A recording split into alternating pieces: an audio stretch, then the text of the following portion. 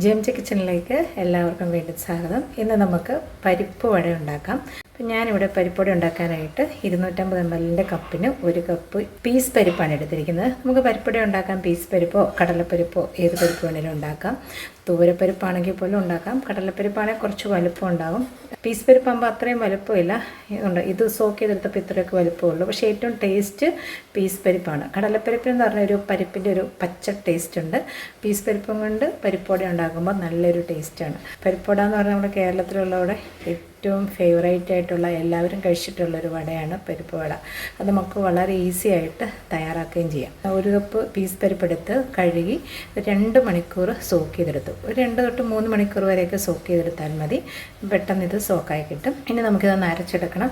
അപ്പോൾ അരച്ചെടുക്കുന്നതിന് മുമ്പ് നമുക്ക് ആദ്യമേ ഇതിൽ നിന്ന് ഒരു 2 ടേബിൾ സ്പൂൺ പരിപ്പെടുത്ത് മാറ്റി വെക്കാം. ഇനി നമുക്ക് ഇതിൽ നിന്ന് ഒരു 2 ടേബിൾ സ്പൂൺ വീണ്ടും മിക്സിയുടെ ജാറിലേക്ക് മാറ്റാം. മുഴുവൻ ഞാൻ മാറ്റുന്നില്ല. ഇനി നമുക്കിതിലേക്ക് 2 വറ്റൽമുളക് അതൊന്ന് രണ്ടായിട്ട് മുറിച്ചിടാം. 1 ടീസ്പൂൺ പെരിഞ്ചീരകം. നമുക്കിതൊന്ന് നന്നായിട്ട് അരച്ചെടുക്കാൻ വേണ്ടിയാണ് ആദ്യമേ 2 ടേബിൾ സ്പൂൺ മാത്രം അരച്ചെടുക്കുന്നത്. ബാക്കി നമ്മൾ നന്നായിട്ട് അരച്ചെടുക്കുന്നില്ല. അപ്പോൾ ഇതൊന്ന് അരച്ചെടുത്തതിന് ശേഷം ബാക്കി നമുക്കൊന്ന് നല്ല തരിതരിപ്പായിട്ട് അരച്ചെടുത്താൽ മതി. ഒട്ടും വെള്ളം ചേർക്കാതെയാണ് ഇത് അരച്ചെടുക്കേണ്ടത്. നമ്മൾ അരച്ചെടുക്കുമ്പോൾ മിക്സിയുടെ ജാറിൽ അതേ ഇടരുത്. ബ്ലേഡൊക്കെ മൂടി ഇട്ടാൽ മതി. ബ്ലേഡ് മൂടി ഇട്ടതിന് ശേഷം നമ്മൾ കുറേശ്ശെ ഇങ്ങനെ 2 പൾസ് മോഡിലിട്ട് അരച്ചരച്ച് എടുത്താൽ മതി. 2-3 പ്രാവശ്യമായിട്ട് ഒരു 30 സെക്കൻഡിൽ നമ്മൾ അരയ്ക്കേണ്ട കാര്യമില്ല. അത് അരച്ച് നിർത്തി സൈഡൊക്കെ ഒന്ന് തൂത്തിട്ട് വീണ്ടും അങ്ങനെ 30 സെക്കൻഡ് ഒരു 3 പ്രാവശ്യം അരയ്ക്കുമ്പോഴത്തേന് ഇത് അരച്ച് കിട്ടും.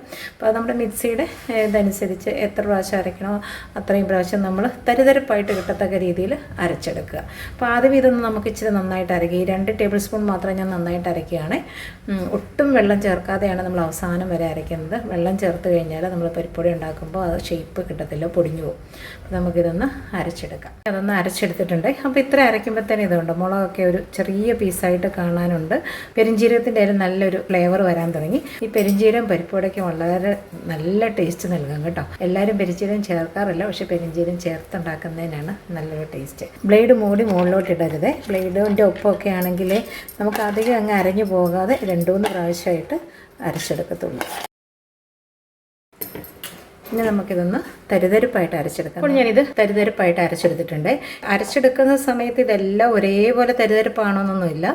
ചിലത് കുറച്ച് അരയാതെയോ കുറച്ച് നന്നായിട്ട് അരഞ്ഞത് കുറച്ച് തരിതരിപ്പായത് അങ്ങനെയൊക്കെ ആയാലും കുഴപ്പമില്ല. ഇങ്ങനെ അരച്ചെടുക്കുമ്പോൾ ഒന്ന് നോക്കുക, ഒന്ന് എടുത്തുനിന്ന് ഇങ്ങനെ ഒന്ന് ഉരുട്ടി നോക്കുവാണെങ്കിൽ ഇത് ഉരുട്ടി അങ്ങ് നിൽക്കുന്നുണ്ടെങ്കിൽ ബോളാക്കി എടുക്കാൻ പറ്റുന്നുണ്ടെങ്കിൽ ഇത് കറക്റ്റാണ്. അങ്ങനെ ഒന്ന് നോക്കിയിട്ട് അരച്ചെടുത്താൽ മതി. ഇനി നമുക്കിതിലേക്കുള്ള ചേരുവകളൊക്കെ ഒന്ന് ചേർത്ത് കൊടുക്കാം. ഇതിലേക്ക് ചേർക്കാനായിട്ട് ഞാൻ ചെറിയ ഉള്ളി ഇങ്ങനെ ചെറുതായിട്ട് ചോപ്പ് ചെയ്തെടുത്തിട്ടുണ്ട്. പിന്നെ സവോള, അത് ചെറിയ ഉള്ളി ചേർക്കുമ്പോൾ സവോള ചേർക്കണമെന്നില്ല. ഞാനിപ്പോൾ ഇത് 2ഉം കൂടെ ചേർക്കുന്നുണ്ട് കേട്ടോ. സവോള ഒരു ചെറിയ സവോളയുടെ 1/4 ഭാഗം മാത്രമേ എടുത്തിട്ടുള്ളൂ. ഇനി പച്ചമുളക് 2 എണ്ണം ചെറുതായിട്ട് അരിഞ്ഞത്. ഇനി വെളുത്തുള്ളി ഒരു 6 അല്ലി ഞാൻ ഇതുപോലെ ഒന്ന് ചതച്ചെടുത്തിട്ടുണ്ട്. ഇത് തൊണ്ട് കളഞ്ഞിട്ടില്ല. അപ്പോൾ നമ്മൾ ആ പുറമേ ഉള്ള തൊണ്ട് മാത്രം ഒന്ന് കളഞ്ഞിട്ട് കഴുകി ഈ വെളുത്തുള്ളിയുടെ ഈ മുകൾ ഭാഗം ഉണ്ടല്ലോ അതും അധികം കളയാതെ ഒന്ന് ചതച്ചെടുക്കുക. അങ്ങനെ എടുക്കുമ്പോൾ അതിന് നല്ലൊരു ടേസ്റ്റ് അങ്ങനെ വറുത്തെടുക്കുമ്പോഴേ. അപ്പോൾ ഇത് അരച്ചെടുക്കണ്ട, ഒന്ന് ചതച്ചെടുത്താൽ മതി. അത് ഒരു ചെറിയ കഷ്ണം ഇഞ്ചി പൊടിയായിരിഞ്ഞിട്ടുണ്ട്, അതോടെ ഇതിലേക്ക് ചേർക്കാം. കറിവേപ്പില ചോപ്പ് ചെയ്തെടുത്തിട്ടുണ്ട്, അതോടെ ഇതിലേക്ക് ചേർക്കാം. മല്ലിയിലയുടെ ടേസ്റ്റ് താല്പര്യമുള്ളവർക്ക് മല്ലിയിലയും കൂടെ ചേർക്കാം. ഞാനിവിടെ മല്ലിയില ചേർക്കുന്നില്ല കേട്ടോ. ഇതിനൊക്കെ നമ്മുടെ തനി കേരള ടേസ്റ്റാണ് എനിക്കിഷ്ടം. പിന്നെ നമ്മൾ മാറ്റി വെച്ചിരിക്കുന്ന 2 ടേബിൾ സ്പൂൺ പരിപ്പ് ഇതിലേക്ക് ചേർത്ത് കൊടുക്കാം. 1 ടീസ്പൂൺ ഉപ്പ് ചേർത്ത് കൊടുക്കാം. നമുക്ക് ഉപ്പ് കുറേശ്ശെ ചേർത്താലും മതി. ടേസ്റ്റ് നോക്കിയിട്ട് പിന്നെ ഉപ്പ് വേണമെങ്കിൽ ചേർത്താൽ മതി. ഇനി നമുക്ക് ഇതിലേക്ക് ഒരു കുറച്ച് കായം, അധികം വേണ്ട കേട്ടോ, തീരെ കുറച്ച് കായം ചേർത്ത് കൊടുക്കാം.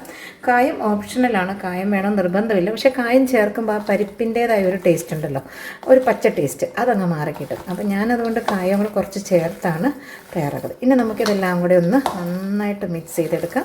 ഇങ്ങനെ മിക്സ് ചെയ്തെടുക്കുമ്പോൾ ഈ ഉള്ളിയൊക്കെ ഒന്ന് ഞരടി വരത്തക്ക രീതിയിൽ അങ്ങ് നമുക്ക് മിക്സ് ചെയ്യാം. ഉള്ളിയൊക്കെ ആദ്യമേ വേണമെങ്കിൽ തന്നെ ഞരടി എടുക്കാം. പക്ഷേ ഈ മാവിൻ്റെ കൂടത്തിൽ അങ്ങ് ഞരടി എടുക്കുമ്പോൾ അതിൻ്റെ മാവിലോട്ട് ആ ഉള്ളി ഞരടുമ്പോഴത്തേ ഒരു ടേസ്റ്റ് ഉണ്ടല്ലോ, അതങ്ങ് നന്നായിട്ട് മിക്സാവും. ഉപ്പൊക്കെ പാകത്തിനുണ്ട്. ഇനി ആദ്യമേ ചെറിയ ബോളാക്കിയിട്ട് കൈവെള്ളയിൽ വെച്ച് നമുക്ക് പരത്തി പരിപ്പോടിയിൽ ഷേപ്പാക്കി എടുക്കാം. എടുക്കുമ്പോൾ ചെറിയ ബോളാക്കി എടുത്താൽ മതി. ഒത്തിരി അധികം വലിയ ബോൾ എടുത്താൽ വലിയ പരിപ്പൊടി. അപ്പോൾ ചെറിയ പരിപ്പൊടിയാണ് നമുക്ക് വറുത്തെടുക്കുമ്പോൾ നല്ല മുരിഞ്ഞ് കിട്ടുന്നത്. ഇനി ഇത് പരത്തിയെടുക്കുന്ന നമ്മൾ കൈവെള്ളയിൽ വെച്ച് കൈവെള്ളം കൊണ്ട് തന്നെ എടുക്കണം, വിരൽ വെച്ച് അമർത്തരുതേ. അപ്പോൾ നമുക്ക് ആ പരിപ്പുവടയുടെ കണ്ടോ കറക്റ്റ് ഷേപ്പ് കിട്ടും. കൈവെള്ളയിൽ വെക്കുക, കൈവെള്ളം കൊണ്ട് തന്നെ. അപ്പം നമ്മുടെ ആ ഒരു കൈയുടെ ആ ഒരു കുഴിയുടെ ഷേപ്പ് വരും, സൈഡ് കനം കുറഞ്ഞ് നടുക്ക് കുറച്ച് കനത്തി വരും. നമുക്കിനി ഇങ്ങനെ ഓരോന്നെല്ലാം എടുത്ത് വെച്ചിട്ട് പരിപ്പുവട തയ്യാറാക്കാം. ഇപ്പോൾ ഞാനിത് ഫ്രൈ ചെയ്യാനായിട്ട് റെഡിയാക്കിയിട്ടുണ്ട്.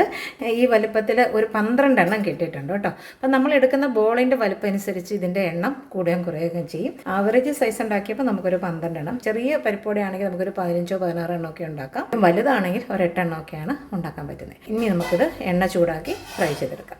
ഇപ്പോൾ ഓയിൽ നന്നായിട്ട് ചൂടായിട്ടുണ്ട്. പരിപ്പോടയ്ക്ക് നമ്മൾ ഓയിൽ ചൂടാക്കുമ്പോൾ കണ്ടമാനം അങ്ങ് ചൂടാകരുത്. ഓയിൽ ചൂടാകുക, ഒരു മീഡിയം ഫ്ലെയിമിലിട്ട് വേണം പരിപ്പുവട തയ്യാറാക്കാനായിട്ട്. പരിപ്പുവട നമ്മൾ ഇട്ട് കൊടുക്കുമ്പോൾ ആദ്യമേ അത് താഴെ അങ്ങ് നിൽക്കുമെങ്കിലും കുറച്ച് കഴിയുമ്പോഴത്തേനും അത് താഴെ പൊങ്ങി വരും. ആദ്യമേ നമ്മൾ ഇളക്കരുത്, എണ്ണയിൽ നിന്ന് പൊങ്ങി വന്നതിന് ശേഷമേ നമ്മൾ മറിച്ചിടാവുള്ളൂ, അല്ലെങ്കിൽ പരിപ്പുവട പൊടിഞ്ഞു പോകും. ഇതിൽ നിന്ന് പൊങ്ങി വന്ന് കഴിയുമ്പോൾ നമുക്ക് പതുക്കെ ഒന്ന് മറിച്ചിട്ട് കൊടുക്കാം.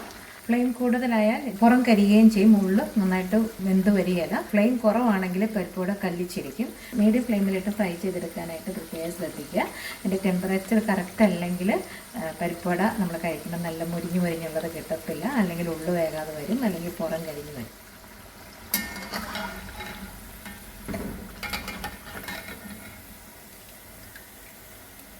ഈ ഒരു കളറായി കഴിയുമ്പോൾ നമുക്ക് എണ്ണയിൽ നിന്ന് കോരിയെടുക്കാം.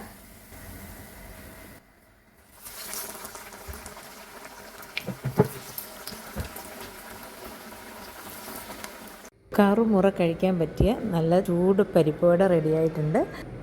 അപ്പോൾ ചൂടോടെ ഇത് നമുക്ക് എല്ലാവർക്കും സെർവ് ചെയ്യാം. ഇതുപോലെ നിങ്ങൾ എല്ലാവരും ഒന്ന് തയ്യാറാക്കി നോക്കുക. നിങ്ങൾക്ക് എല്ലാവർക്കും ഇഷ്ടമാവും. ഇഷ്ടമെങ്കിൽ ലൈക്ക് ചെയ്യാനും ഷെയർ ചെയ്യാനും മറക്കരുത്. അടുത്തൊരു വീഡിയോയുമായി ഉടനെ കാണാം. താങ്ക്